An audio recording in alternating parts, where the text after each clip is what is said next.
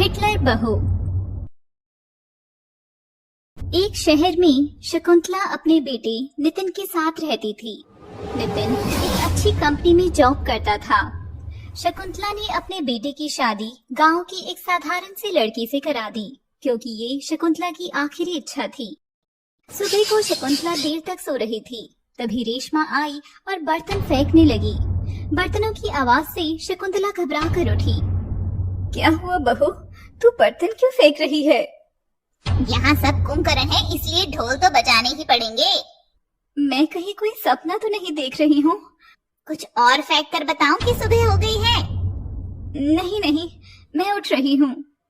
ठीक है, जल्दी आकर नाश्ता बनाओ, देर हो रही है। हे भगवान, मैंने तो एक सीधी सी बहू मांगी थी, क्या गांव की लड़की भी हिटलर बहू हो सकती है? शकुंतला जल्दी से अपने काम निपटा कर किचन में पहुंच गई। एक दिन दोनों सास बहू बाजार में सब्जी लेने गई थी। रास्ते में एक महिला ने कूड़ेदान को सड़क पर ही पलट दिया। यह देखकर रेशमा बोल पड़ी। आंटी जी, आपने कूड़ा यहाँ क्यों डाला है? तुझे इससे मतलब? मेरा कूड़ा जहाँ मर्जी वहाँ डालूंगी। मुझे मतलब है, क्योंकि ये देश मेरा है। तू अपने घर चल, हमें इससे क्या ही लेना है? हमारे घर के बाहर तो नहीं फेंका है ना? हम सब यही कहते हैं कि हमारे साथ नहीं हुआ, इसलिए सब कुछ बहुत ज्यादा बढ़ जाता है। अच्छा, तू ही है समाज सुधारक, तू ही बताएगी कि किसको क्या करना चाहिए। मैंने आपका वीडियो अपने फोन में रिकॉर्ड कर लिया है, अब आप देख लीजिए कि आपको क्या करना है। अरे अरे बहू, छोटी छोटी चीजों पर कौन वीडियो बनाता है? मेरा पैर फिसल गया था और ये कूड़ा यहाँ गिर गया, मैं अभी साफ कर देती हूँ।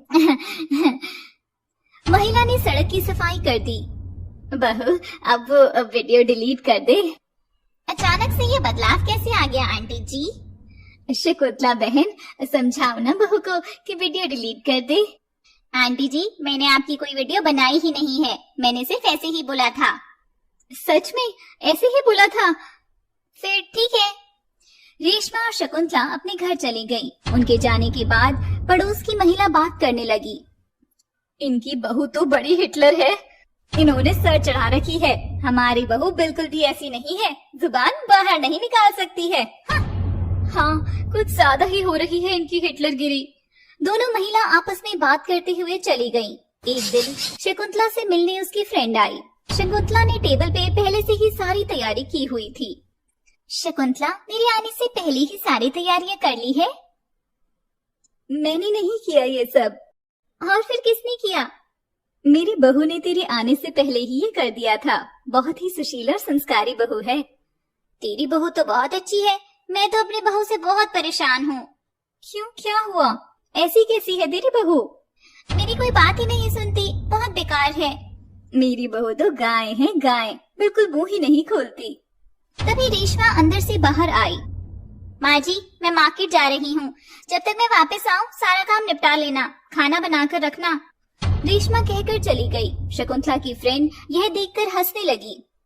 चल, तू संभाल अपनी गाय को, मैं जा रही हूँ। अरे सुन तो सही। नहीं, अभी जा रही हूँ। और हाँ, काम समय पर निपटा लेना, वरना तेरी हिटलर बहू तुझे नहीं छोड़ेगी। शकुंतला फ्रेंड के सामने हुई बेइज्जती से परेशान हो गई और वह अपनी पसंद को कोसने लगी।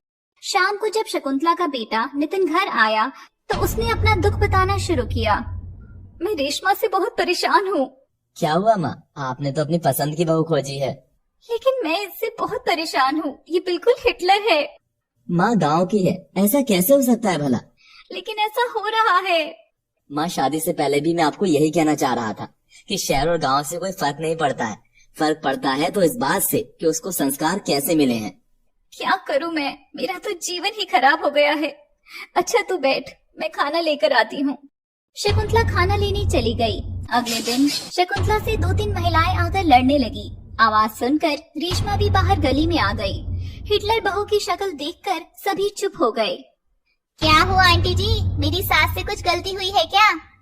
हाँ, तुम बिल्कुल सही समय पर आई हो रेशमा। देखो ना, तुम्हारी सास बहुत ही बेकार है। अच्छा? हाँ, और नहीं तो क्या, ये जानबूझकर हमसे लड़ती है और घर पे भीगी बिल्ली बनकर रहती है। बहुत समझदार हो आप सभी। हाँ, अपनी सास को घर लेकर जाओ। माँ जी, मेरा डंडा लेकर आओ। क्यों? माँ जी, बाहर वालों के मन में एक भ्रम पैदा हो गया है, वो मिटाना है। कैसा भ्रम? यही कि अगर हम अपने घर पर लड़ते हैं तो बाहर के लिए भी लड़ेंगे। हम हमेशा एक हैं। वो तो माँ जी की सोच बदल ली थी कि गांव और शहर में कुछ फर्क नहीं होता है। मैं इसलिए ऐसा कर रही थी।